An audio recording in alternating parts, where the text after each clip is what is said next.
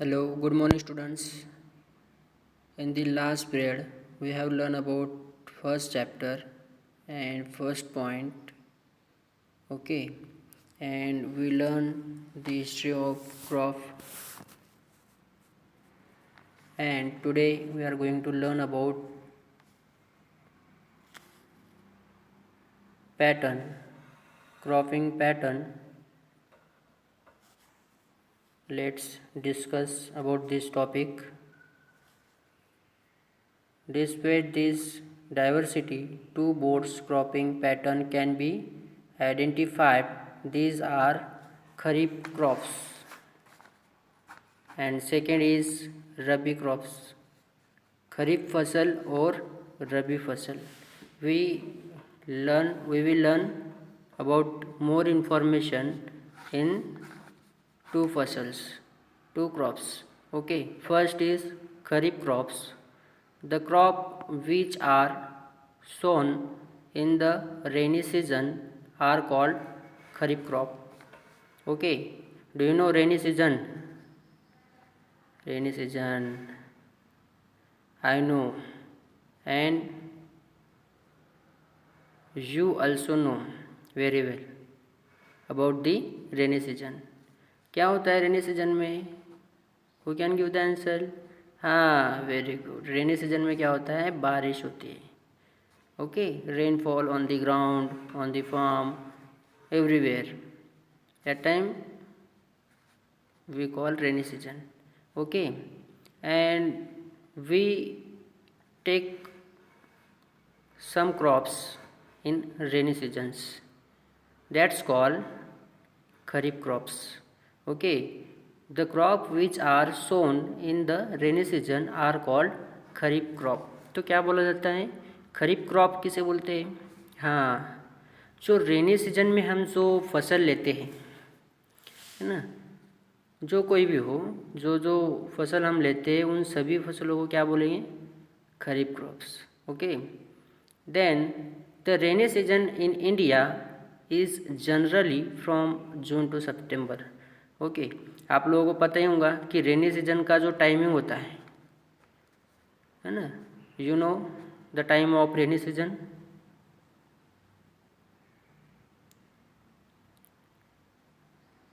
Very good. June to September. June to September is the timing of rainy season.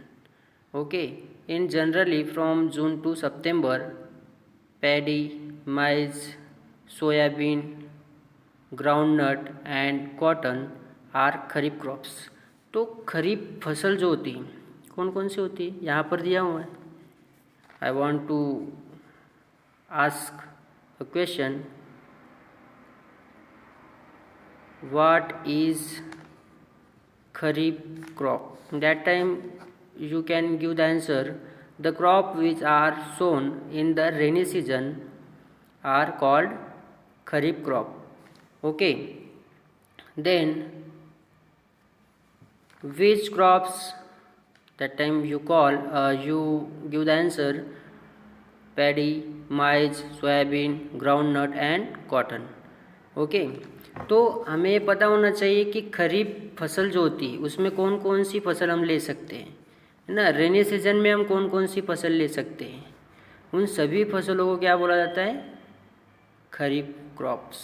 Okay, first is धान, मक्का, soybean and मूंगफली and कपास इत्यादि. ये सभी जो फसल्स होती हैं इनको हम क्या बोलते हैं? खरीफ crops. Okay, then second pattern of crops, rabi crops. The crop grown in the winter season. हाँ, देखो यहाँ पर सीजन वाइज हमें बताया गया है कि खरीफ फसल जो होती है रेनी सीजन में होती है और रबी फसल जो होती है विंटर सीजन में होती है. तो आपको टाइम भी पता होना चाहिए. What is the time of rabi फसल, rabi crops. Okay, what is the timing of winter season? Winter season का जो टाइमिंग होता है October to March. Okay, note this. October to March are called rabi crops. तो अक्टूबर से लेकर मार्च तक जो फसलें हम लेते हैं उनको क्या बोलते हैं? रबी फसल, rabi crops. Okay. Example of rabi crops are wheat, gram, pea, mustard and linseed. Okay, it is an example of rabi crops. तो आपको पता होना चाहिए कि हम विंटर सीजन में कौन कौन सी फसल ले सकते हैं. गेहूँ, चना, मटर, सरसों, अलसी. डू यू नो अलसी? हाँ, वो छोटे छोटे होते हैं ना. हाँ, वेरी गुड. तो इन सभी फसलों को हम रबी फसल बोलते हैं. क्या बोलते हैं? रबी फसल, rabi crops. Besides this, pulse and vegetables are grown during summer at many places. तो बहुत सारी ऐसी प्लेसेस है कि वहाँ पर समर सीजन में, है ना, पल्स एंड वेजिटेबल्स का भी, है ना, हाँ, फसल ली जाती है. Then we will learn about 1.2 basic practice of crop production. तो हमें क्रॉप प्रोडक्शन के लिए, फसल लेने के लिए कुछ प्रैक्टिस भी होना ज़रूरी है, उसके बारे में जानकारी होना ज़रूरी है. Okay, so we take more information. Why paddy cannot be grown in the winter season? तो एक क्वेश्चन है कि हम अगर पैडी को विंटर सीजन में, पैडी की फसल विंटर सीजन में क्यों नहीं ले सकते?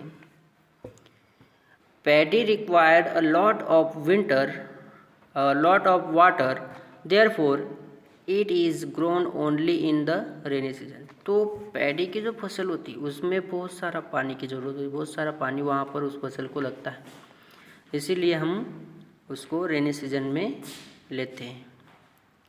Cultivation of crops involve several activities undertaken by farmers over a period of time. You may find that these activities are similar to those